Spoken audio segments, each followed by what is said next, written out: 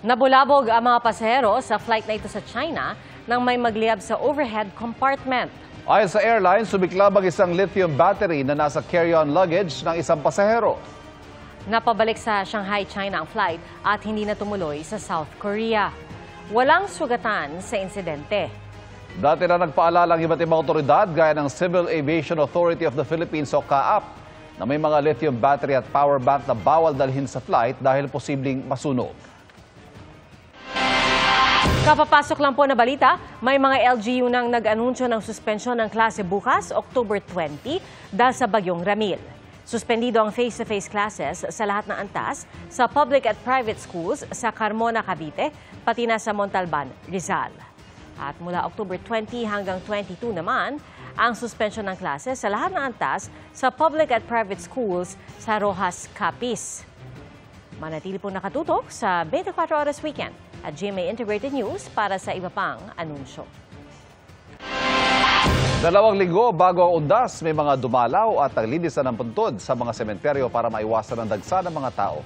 Nag-inspeksyon na rin ang DOTR sa mga bus terminal bilang paghahanda para sa undas. Nakatutok si Darlene Kai.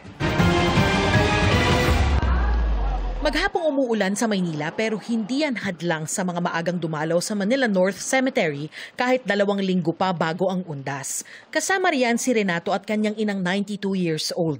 Naisip ko lang nanay ko.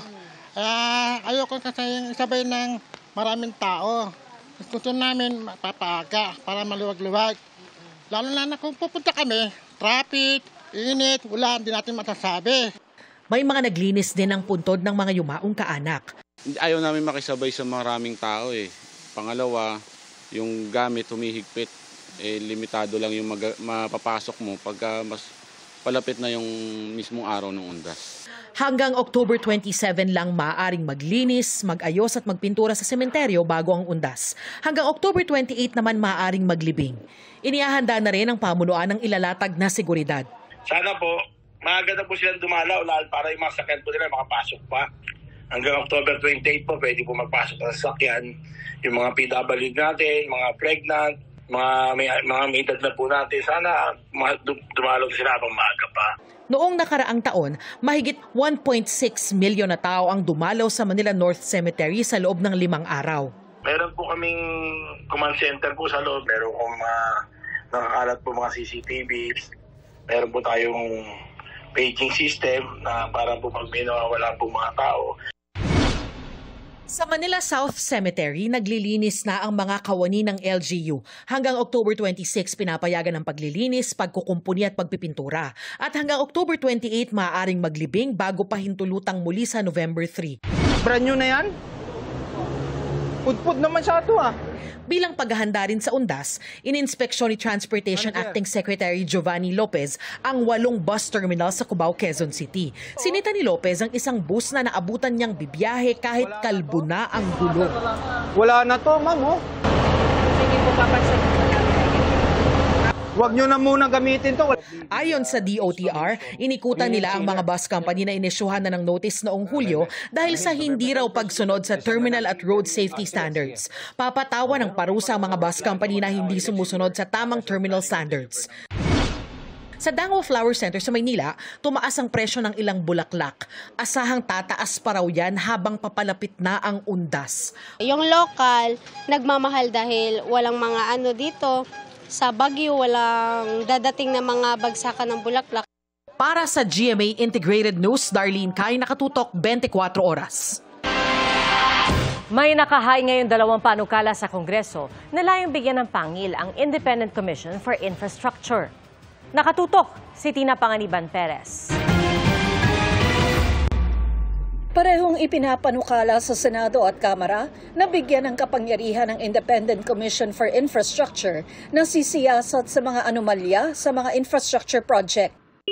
Sa Senate Bill 1215, bubuo ng isang Independent People's Commission o IPC. Sa House Bill 4453 naman, Independent Commission Against Infrastructure Corruption o ICAIC ang itatawag. Sa parehong bersyon, may 5 miyembro sa komisyon at retiradong mahistrado ang uupong chairperson. Sa halip na 3 miyembro at 1 chairperson na kasalukuyang setup ng ICI. Kabilang sa mga balak gawing pangil ng komisyon, full access sa lahat ng government records, paghahabla sa mga sangkot sa anomalya at sa mga haharang sa investigasyon, pagrerekomenda ng immunity sa mga testigo, pag-issue ng mga subpoena at pagpaparusa sa mga lalabag sa mga utos. Nung nag-refuse na yung mga Diskaya to cooperate with the ICI, nakita naman natin na talagang kulang na kulang sa authority ang ICI. At kinakailangan nating madaliin ito. Nakareses ngayon ang Kongreso at magbabalik sesyon sa November 10. Panawagan ni House Senior Deputy Minority Leader Edgar Erice para maipasa agad ang panukala. Magpatawag si Pangulong Bongbong Marcos ng special session ng Kongreso. Mahalaga talaga na mabigyan sila ng madaliang kapangyarihan. Pero ang pinanukala na 3 days, di tapos to, kung ito lang ang pag-uusapan. Pero para kay Senate President Tito Soto, hindi pa kailangan ng special session. Diringgin ng Senado ngayong linggo ang panukala. Kung makakapag-hearing naman, di pagdating ng November 10, i-report out agad. Kasi mag-special session ka, pagkatapos baka walang quorum. Paano kung hindi maisabatas ang panukala? Parang paper tiger. Dahil, hindi naman talaga independent dahil nagpapasweldo yung executive branch, ang ating Pangulo. Anytime pwede niyang i-abolish to.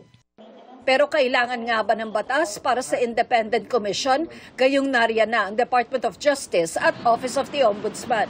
Sa dami ng mga kaso na silang kinakaharap ay palagay ko hindi ito magbibigyan ng mabilis na aksyon. Kinakailangan talaga may concentration dito sa infrastructure. Sakaling maisabatas ang panukala, sabi ni Soto, hindi na kailangan bumalangkas pa ng implementing rules and regulations para maipatupad ito. Tigilan na nila yung IRR. Alam mo kasi IRR, gumagawa sila ng sariling batas eh. Apo, Yung yung executive department pinakikialaman yung IRR eh. Sinusubukan namin kunin ang pahayag ng Malacanang at ng ICI, pero dati nang sinabi ni Pangulong Marcos na hindi makikialam ang Malacanang sa investigasyon ng komisyon. Para sa GMA Integrated News, Tina Panganiban Perez, nakatutok, 24 oras.